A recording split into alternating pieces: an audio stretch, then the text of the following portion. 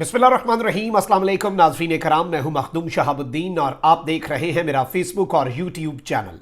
उम्मीद करता हूं आप सब लोग बखैर आफियत होंगे और जहां भी होंगे अपने अहले खाना समेत खुश भी होंगे और महफूज भी। नाज़रीन कराम, पहिया अब उल्टा चलना शुरू हो चुका है और आर्टिफिशियल तरीके से, एक मसनूई तरीके से एक सियासी जमात को ख़त्म करने का जो मंसूबा था, यूं लग रहा है कि अब वो मंसूबा उल्टा गले पड़ रहा है, क्योंकि मुस्ताफी रहनुमाओं ने पाकिस्तान तहरीक इंसाफ में वापसी की राहें हमवार करना शुरू कर दी हैं। ये बहुत बड़ी और अब तक की सबसे अहम तरीन खबर है जो मैं आपके सामने रखने जा रहा हूं, और किस तरह से मंसूबा साजों के मंसूबे उल्टे पड़ने जा रहे हैं। जो कुछ पिछले 2-3 आपने देखा कि दिनों के अंदर हुआ, या पिछले 4-5 दिन बिलखुसूस पाकिस्तान तहरीक इंसाफ के लिए बड़े सख्त थे, लेकिन अब यूं लग रहा है कि दूसरी साइड ने तो अपनी बाजी खेल ली, अब कप्तान की बारी है। नाज़रीन इकराम, दूसरी जानिब मेडिकल रिपोर्ट का मामला जो कि बहुत जल्दी ही ठुस हो गया और हुकूमत बौखलाहट में बहुत कुछ करती है। राणा सनाउल्लाह ने भी एक आधी रात को प्रेस कॉन्फ्रेंस की जो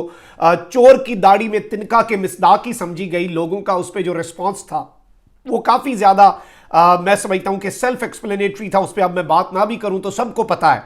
लेकिन मेडिकल रिपोर्ट पर कप्तान ने कादिर पटेल जो हैं, जो कि वजीर सेहत और जिन्होंने अजीबो गरीब और इंतहाई भोंडे किस्म के इल्ज़ामात लगाए, और ये मसला है तालीम की कमी का, क्योंकि वो मेडिकल रिपोर्ट खुद ही अजीब सी थी। उसमें एक जानिब आप कहते थे कि जी एंजाइटी और स्ट्रेस है, वहीं कहते थे इसका हार्ट रेट जो है वो 35 साल के नौजवान की तरफ फिट है। तो अब कादिर पटेल साहब की मंजी ठोकने का खान साहब ने फैसला कर लिया, जबकि इस वक्त एक तरफ तो ऑडियो लीक्स जो हैं उनके ऊपर एक कमीशन बना, उस पर एक बेंच बना। अब उस बेंच को दोबारा मुतनाज़ा बना दिया गया है, हुकूमत ने स्ट्राइक किया है बेंच के ऊपर। इस हवाले से भी सुप्रीम कोर्ट से भी बड़ी खबर है। और आजम सवाती जो है उन्हें दोबारा गिरफ्तार करने का भी मंसूबा है, क्योंकि इस वक्त हर उस शख्स को निशाने इबरत बनाना है जो शख्स झुक नहीं रहा, जो शख्स डटा हुआ है। आप देखें कि तहरीक इंसाफ के रहनुमा और साबिक विफाकी वजीर शहरयार आफरीदी को अडियाला जेल से रिहा होते ही दोबारा हिरासत में ले लिया गया। शहरयार आफरीदी की नजरबंदी की मुद्दत पूरी हुई और इनका जो बाजू है, इनकी अहलिया तक, जो कि गैर सियासी शख्सियत है, उन्हें तक इन अजीबो गरीब, मैं वो अल्फाज नहीं इस्तेमाल करना चाहता जो ऐसी हरकतें करने वाले लोगों के लिए आमतौर पर जुबान में आते हैं, लेकिन इन अजीबो गरीब लोगों ने जिस तरह से उन्हें गिरफ्तार किया, इंतहाई शर्मनाक। इनके बच्चे जाते हैं और इस सब के अंदर इनकी जो इन्हें डेथ सेल के अंदर रखा गया और इनका एक बाजू मफलूज है, लेकिन इन्होंने अपनी नजरबंदी की मुद्दत पूरी की, डटा हुआ है। लेकिन जैसे ये निकले, रिहाई के बाद अडियाला जेल से बाहर निकले, पुलिस ने उन्हें दोबारा हिरासत में ले लिया और उन्हें लेकर नामालूम मकाम पर पुलिस मुंतकिल करने के लिए रवाना हो गई। डिप्टी कमिश्नर रावलपिंडी जो है उन्होंने शहरयार अफरीदी की मजीद 15 दिन की नजरबंदी के अहकामात भी जारी कर दिए कि अब मजीद इन्हें चाहिए, एमपीओ के तहत हमने अंदर रखना है। और 16 मई को पुलिस ने शहरयार अफरीदी को उनकी अहलिया समेत इस्लामाबाद में उनकी रिहाइशगाह से गिरफ्तार किया था। अच्छा, एक जानिब ये सब हो रहा है तो वहीं दूसरी जानिब आप देख लें कि अली मोहम्मद खान, दबंग आदमी, बेहतरीन डटा हुआ है इंसान और बहादुर शख्स ना, वो आपको तकरीर तो याद होगी अली मोहम्मद खान की, वो जो एक अकेला शेर दाड़ा था जब सारे भाग गए थे और कोई भी नहीं था और सबको लग रहा था कि हमने जी घेर लिया, एक अकेला शेर आ गया। अच्छा, अली मोहम्मद खान को अडियाला जेल के बाहर से दोबारा हिरासत में ले लिया गया। अली मोहम्मद खान को खैबर पख्तूनख्वा की पुलिस ने हिरासत में लिया है। केपी पुलिस अली मोहम्मद खान को लेकर रवाना हो चुकी है और अली मोहम्मद खान साहब जो है इन्हें मुसलसल तीसरी मरतबा अरेस्ट किया गया है। अब ये सब कुछ भी हो रहा है, इसके साथ ही साथ इस्लामाबाद की अदालत ने मुतनाज़ा ट्वीट केस में आजम सवाती के नाकाबिले जमानत वारंट गिरफ्तारी भी जारी कर दी है। इस्लामाबाद के स्पेशल जज सेंट्रल ने आजम सवाती के खिलाफ मुतनाज़ा ट्वीट केस की समाअत की, जिसमें अदालत ने आजम सवाती की अदम हाजिरी पर फर्दे जुर्म की कार्रवाई मौखर की। दौरान इस बात एफआईए प्रोसिक्यूटर ने आजम सवाती के नाकाबिले जमानत वारंट गिरफ्तारी जारी करने की इस्तदा की। तफ्तीशी अफसर ने कहा कि वारंट की तामील की कार्रवाई की गई है, लेकिन वारंट की तामील के वक्त आजम सवाती अपने घर में मौजूद नहीं थे। आजम सवाती के वकील ने अदालत को बताया कि मेरा आजम सवाती से राब्ता नहीं हो सका। तफ्तीशी अफसर वारंट की तामील के लिए कहां गए, इन्होंने कैसे तामील करवाई। स्पेशल जज सेंट्रल आजम खान ने वारंट की तामील करवाने वाले एहलकार को तलब किया और समाअत में वक्फा किया। बाद अदालत ने आजम सवाती की अदम पेशी पर आजम सवाती साहब के नाकाबिले जमानत वारंट गिरफ्तारी जारी कर दी। यानी अब आप ये जहन में डाल सकते हैं बात कि आजम सवाती साहब जो हैं वो इस सारी की सारी सूरत हाल के अंदर उन्हें भी दोबारा अरेस्ट किया जा सकता है। आजम सवाती साहब के हवाले से भी ये पॉसिबिलिटी जो है ये इस वक्त एग्जिस्ट कर रही है। अच्छा, वहीं इमरान खान साहब ने भी एक बड़ा पत्ता फेंका है और चेयरमैन पाकिस्तान तहरीक इंसाफ ने, विफाकी वजीर सेहत हैं عبد القادر پٹیل انہیں 10 ارب روپے ہرجانے کا نوٹس بھجوا دیا ہے۔ نوٹس میں کہا گیا ہے کہ عبد القادر پٹیل 15 روز میں اپنے الزامات واپس لیں اور عمران خان سے غیر مشروط معافی مانگیں۔ نوٹس میں کہا گیا ہے کہ عبد القادر پٹیل 10 ارب روپے بطور ہرجانہ ادا کریں، جسے شوکت خانم اسپتال میں جمع کروایا جائے گا۔ یعنی انہیں جو ہرجانے کا نوٹس بھی ہے وہ شوکت خانم میں جمع کروایا جائے گا۔ نوٹس میں کہا گیا ہے کہ عبد القادر پٹیل نے معافی نہ مانگی تو قانونی کارروائی آگے بڑھائیں گے۔ اور گزشتہ دنوں آپ کو پتا ہے کہ وفاقی وزیر صحت عبد القادر پٹیل نے جو ایک عجیب سی پریس کانفرنس کی تھی، اور پیپلز پارٹی اس وقت جتنے برے طریقے سے، جتنے بھونڈے انداز میں ایکسپوز ہو رہی ہے، مطلب آپ یہ دیکھیں کہ ویسے اب یہ ان سے ویسے پیپلز پارٹی سے پوچھنا جی، پچھلے دنوں یوم تکبیر تھا تو نواز شریف صاحب اور ان کے بینرز لگ رہے تھے، تو ایک اخبار کے اندر اشتہار آیا جنگ میں، اس میں ذوالفقار علی بھٹو اور ضیاء الحق دونوں کی تصویریں ساتھ تھیں۔ تو پیپلز پارٹی سے یہ سوال تو ویسے پوچھنا چاہیے کہ کیا پیپلز پارٹی جو ہے اس کے اوپر احتجاج کرے گی یا نئی ارینجمنٹ کے تحت ان دونوں کو بھائی بھائی سمجھا جائے۔ اچھا، وہیں دوسری جانب ان کے ایک رہنما جو ہیں وہ آ کے کہتے ہیں کہ جی ریاستی جو ایک ظلم ہوتا ہے یا ریاست جس طرح سے ڈنڈا چلاتی ہے وہ تو ریاست جو ہے اس کا ہتھیار ہوتا ہے، ریاست اسے یوز کرتی ہے۔ مطلب آپ جسٹیفائی کر رہے ہیں اسے، تو پھر ضیاء الحق نے جو کچھ کیا آپ اسے بھی جسٹیفائی کر رہے ہیں، کیونکہ اس وقت وہ ریاست تھا، وہ جو مرضی کرتا، جس طرح سے مرضی چیزیں کرتا۔ تو پیپلز پارٹی جتنے برے طریقے سے ایکسپوز ہوئی ہے، یا قادر پٹیل کی پریس کانفرنس آپ کے سامنے ہے۔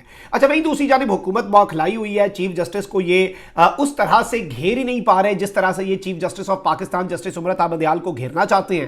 تو یہاں پہ میں آپ کو یہ بتا دوں کہ وفاقی حکومت نے سپریم کورٹ میں آڈیو لیک کمیشن کے خلاف درخواستوں پر سماعت کے لیے بینچ کے 3 ممبران پر اعتراض کرتے ہوئے نیا بینچ بنانے کی استدعا کر دی ہے۔ وفاقی حکومت نے متفرق درخواست آڈیو لیک کمیشن کے خلاف درخواستوں کے مقدمے میں جمع کروائی ہے۔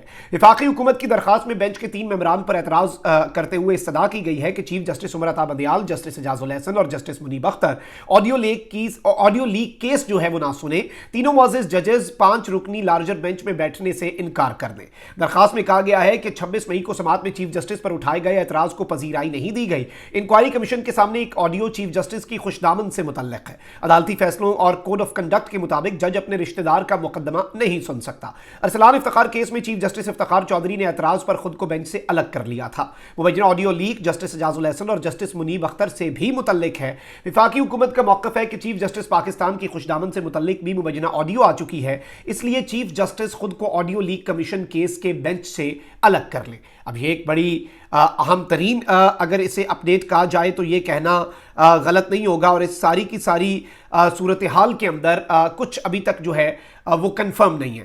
تو ابھی تک کی جو ڈیولپمنٹس ہیں وہ یہی ہیں، اور آپ کو پتہ ہے کہ کس طرح سے چیف جسٹس نے اس کمیشن کو غیر قانونی قرار دیا۔ اچھا، پی ٹی آئی کے ایک تو وہ ہیں جو ٹکٹ ہولڈر لیول کا بندہ ہے، ایک تو وہ ہے جو پی ٹی آئی عمران خان کے نام پہ جسے ووٹ پڑنا تھا اور جو پارٹی چھوڑ گیا۔ اور میں سمجھتا ہوں کہ عمران خان کے نام پر ووٹ لینے والوں نے پارٹی چھوڑی، عمران خان کے نام پر ووٹ دینے والوں نے تو پارٹی نہیں چھوڑی۔ اب کیا ہو رہا ہے، امپورٹنٹ خان صاحب کے لیے اگر میں کسی چیز کو دھچکا کہتا نا تو وہ تھا امپورٹنٹ جو خان صاحب کے آس پاس 4-5 بڑے لوگ تھے ان کا پاکستان تحریک انصاف کو چھوڑنا، وہ بلا شبہ ایک دھچکا تھا، بلا شبہ خان صاحب کے لیے ایک بہت بڑا چیلنج ہے۔ اچھا جی، اب ہونا کیا ہے، خان صاحب کے پاس اس وقت ایک پوری ہائرارکی ہے۔ خان صاحب کے پاس جن حلقوں کے اندر یقین مانے لوگ پارٹی چھوڑ رہے ہیں وہاں پہ 4 ایسے تگڑے امیدوار ہیں، 4-5 ہر حلقے کے اندر۔ Plan be, plan C, plan D, plan ای ہے عمران خان کے پاس کہ وہ وہاں پہ دمالے ڈال رہے ہیں، وہ بنگڑے ڈال رہے ہیں، کچھ شکرانے کے نفل ادا کر رہے ہیں کہ کسی نے پارٹی چھوڑی۔ مطلب obviously ایک جانب پبلک جو ہے وہ عمران خان کو ووٹ دینا چاہ رہی ہے، عمران خان کے علاوہ کسی چیز کو ووٹ نہیں، وہ کھمبے درخت یہاں پہ کسی بھی پڑے اس کپ کو عمران خان ووٹ دے دے، اس کافی والے کو، تو اسے لوگ جتا دیں گے، اور یہ اس وقت ایک ریالٹی بن چکی ہے۔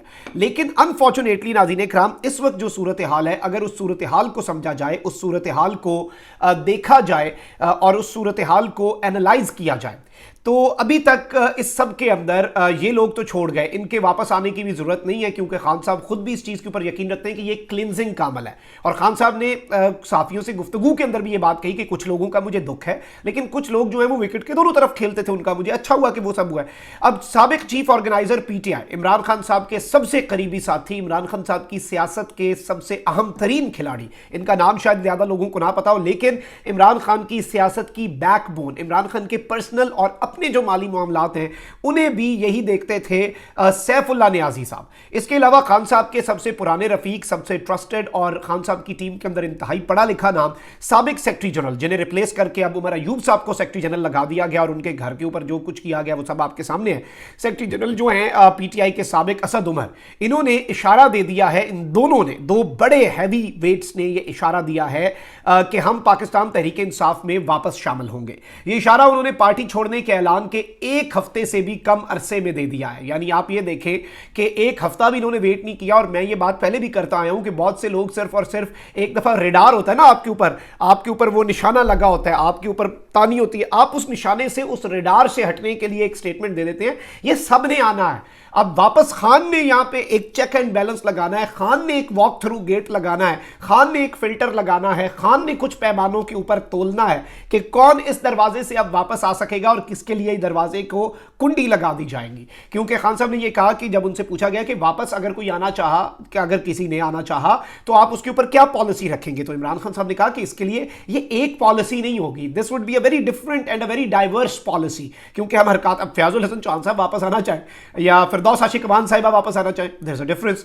شیریں مزاری صاحبہ واپس آنا چاہیں, اسد عمر صاحب واپس آنا چاہیں, دیر از اے ڈفرنس. سیف اللہ نیازی صاحب کے لیے ویسے, عامر کیانی صاحب جو جتنی گریس سے گیا, جس نے جو کچھ, اور عمران خان صاحب سے میکسیمم میجورٹی جو لوگ ہیں وہ رابطے میں بھی ہیں. جتنے لوگ عمران خان صاحب کے اس وقت میں آپ کو بتا دوں کہ ساتھ جو عمران خان صاحب کا ساتھ چھوڑ رہے تھے وہ عمران خان صاحب سے رابطے میں ہیں. سینیٹر سیف اللہ سرور خان نیازی جو ہیں پارٹی چھوڑنے کے 3 دن میں دوبارہ پارٹی میں شمولیت اختیار کر رہے ہیں. اور سیف اللہ نیازی جو ہے انہوں نے بھی پی ٹی آئی کے دیگر senator Faisal Saleem Rehman, Humayun Mohammad, Mrs Zarqa Taimur, Mrs Seemi Ezdi, Mrs Falak Naz Chitrali, Fiza Mohammad, Zeeshan Khan زادہ کے ہمراہ ایک مشترکہ پریس کانفرنس سے خطاب کرتے ہوئے 9 مئی کے واقعات کی مذمت کرتے ہوئے پی ٹی آئی چھوڑنے کا اعلان کیا تھا. ان سینیٹرز نے کہا کہ انہوں نے سینٹ سیکریٹریٹ میں 9 مئی کے واقعات کی مذمت کی قرارداد جمع کروا دی. تاہم اس سب کے اندر میں آپ کو یہ بتا دوں کہ اس مشترکہ پریس کانفرنس میں جب صحافیوں نے سیف اللہ نیازی سے پی ٹی آئی سے ان کے تعلق کے حوالے سے دریافت کیا تو وہ چپ رہے تھے, اور ان کے ساتھی جو ہیں ان کی طرف سے بیسیکلی ایک جواب دیا گیا تھا, لیکن سیف اللہ نیازی صاحب جو ہیں انہوں نے اس سب کے اوپر سٹیٹمنٹ نہیں دی تھی. تو اب میں آپ کو یہ بتا سکتا ہوں کہ بہت سے لوگ جو ہیں وہ واپس آنے کے لیے, اور اب ان کے اپنے اندر سے, ان کی اپنی جماعتیں پی ڈی ایم کے اندر سے باتیں آپ دیکھ لیں. شاہد خاقان عباسی صاحب نے سٹیٹمنٹ دیا کہ کوئی کسی سیاسی جماعت کو ختم نہیں کر سکتا, جس ملک میں جمہوریت نہیں ہوگی, الیکشن چوری ہوں گے تو پھر بوجھ بڑھے گا. کراچی میں احتساب عدالت کے بعد میڈیا سے گفتگو کرتے ہوئے انہوں نے کہا کہ سب ذمہ داری سے کام کریں گے تو ہی ملکی مسائل حل ہوں گے, اور مشورہ دینا چیف جسٹس کا کام نہیں, اور اس طرح کی باتیں انہوں نے کی. لیکن انہوں نے یہ واضح کر دیا کہ کسی سیاسی جماعت کو کوئی بندہ اس طرح سے ختم نہیں کر سکتا. تو یہ ایک ناظرین کرام بڑی امپورٹنٹ ڈیولپمنٹ ہے جو آپ کے سامنے رکھنا بہت ضروری تھی. کامنٹ سیکشن میں رائے کا اظہار ضرور کریں, اپنا بہت خیال رکھیں. اللہ نگہبان. پاکستان زندہ باد.